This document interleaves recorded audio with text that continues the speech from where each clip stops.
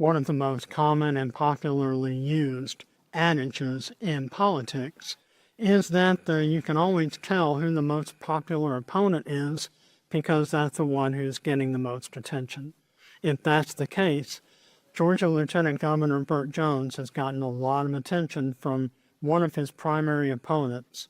And the irony is that the lieutenant governor hasn't even announced whether or not he's running for higher office. This is Political Update for Friday, June 20th. I'm Tim Darnell, joined by my friend and colleague Rick Fulbaum. Rick, we're talking about the 2026 governor's race. Yeah. Georgia Attorney General Chris Carr is the first Republican and the first overall candidate who announced his candidacy for governor next year.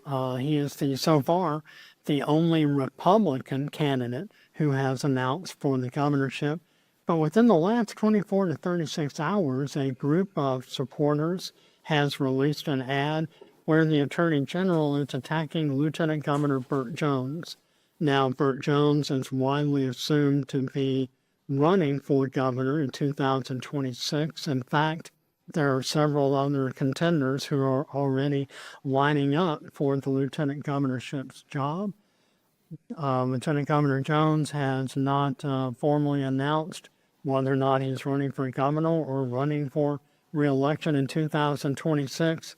But this attack ad from Chris Carr is kind of a preemptive strike across the bow, across someone who is widely going to be considered, I should say, to be the front runner to become Georgia's next governor. Well, another political adage, as well as in the boxing world, is hit him early and often. And that's really what's going on here. You know, why wait until someone declares his candidacy when you have a group of people who have the money and the resources to pay for television commercials that go after him? So that's exactly what's happening here with a group of Republicans who are aligned with Chris Carr.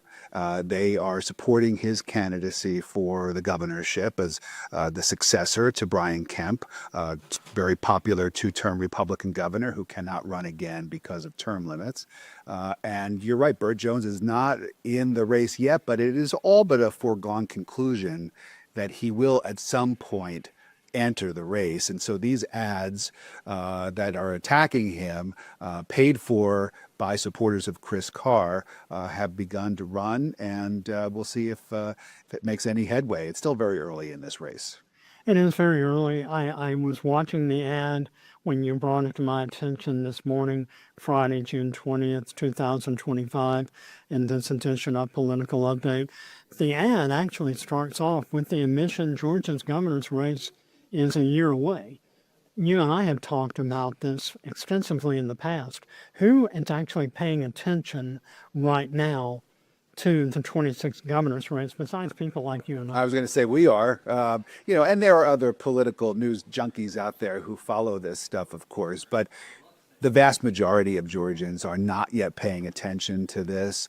Republicans are not yet paying attention to the field of Republican candidates who may eventually be among those for them to choose from. Same with Democrats, even though we have more Democratic candidates who have come out and announced their candidacy.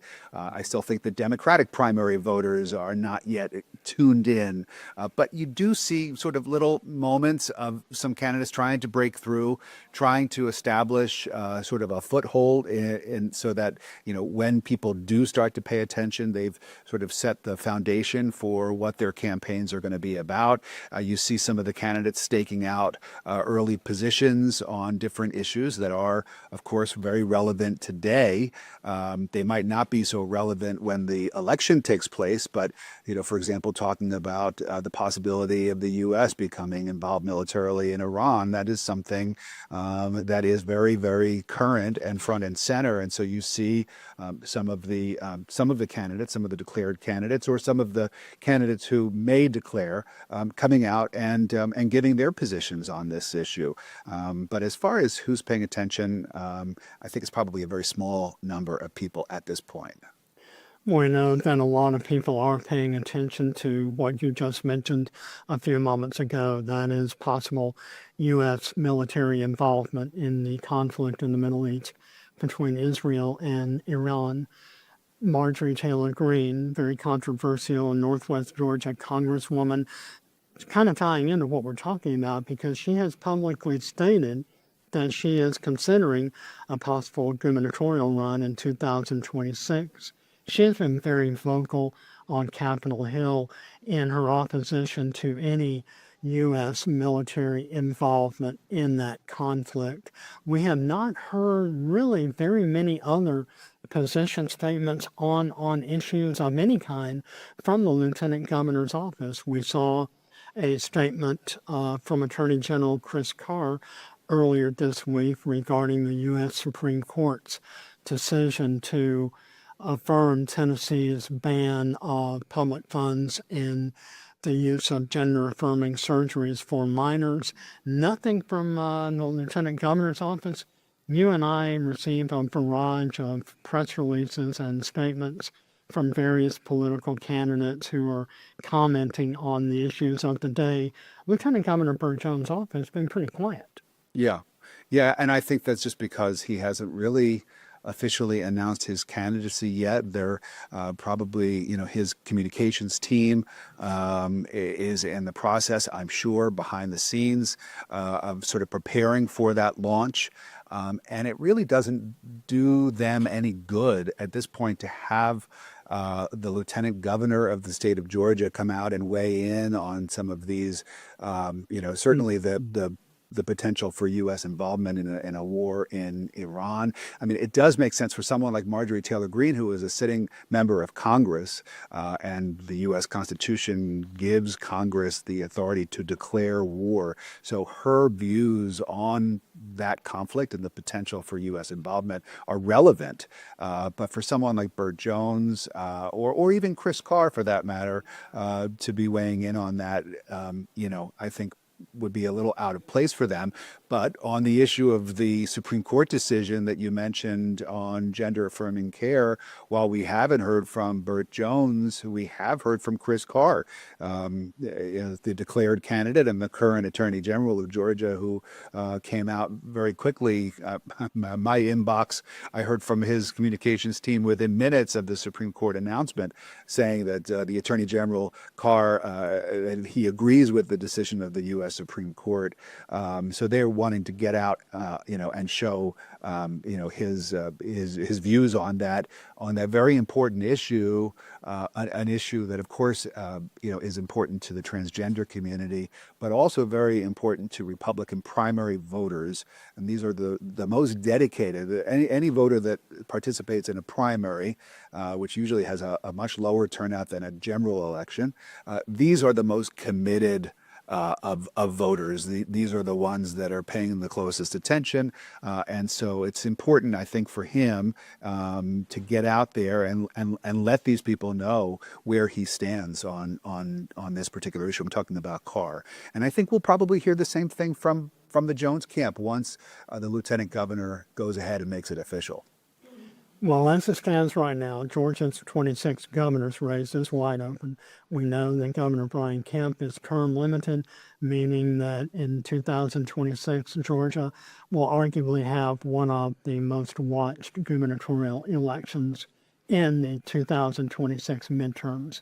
Right now, we have 4 declared candidates, 1 on the Republican side, Attorney General Chris Carr, 3 on the Democratic side, local businessman and pastor Olu Brown, former Atlanta Mayor Keisha Lance Bottoms, and State Senator Jason Esteves from Atlanta. Jason Esteves' campaign has been very aggressive in rounding up a lot of endorsements. Several weeks ago, when you and I talked in an earlier edition of Political Update from Atlanta News First, that he secured the endorsements of 18 Atlanta City Council members, state lawmakers, and a couple of members of the Atlanta Public School Board and a DeKalb County Commissioner. This past week, he picked up the endorsement of an organization called the Georgia Federation of Public Service Employees. From our conversations, I tend to think you're a little bit skeptical as far as how these endorsements actually impact an overall campaign, but you have to admit he's being very aggressive in securing a lot of endorsements that he hopes will pay off in a primary victory in a year from now. Well, sure. I mean, I think it's all about creating a narrative that every political candidate who enters a race wants to write his or her own story. And the story that Jason Esteves wants to write right now is that he is getting the most endorsements. He is popular with these various, stakeholders within the Democratic Party. When it comes to members of different unions and different organizations like that, he's able to tell the story that he's getting their support. Whether or not that sort of is seeping through and getting through to people that's another question altogether. But any opportunity that a candidate has to put him or herself out there, to send out a news release to members of the media touting the latest endorsement, or in the case of Keisha Lance Bottoms, saying that she's a grand marshal at the Juneteenth parade, which she was this past week. And the video of her, the video, it's not really video these days, but the images of her, in the parade, sitting on top of the car and waving to the crowds, those are the images that then get played on the news, and that begin to sort of seep into the consciousness of people who are watching and who are starting to pay attention.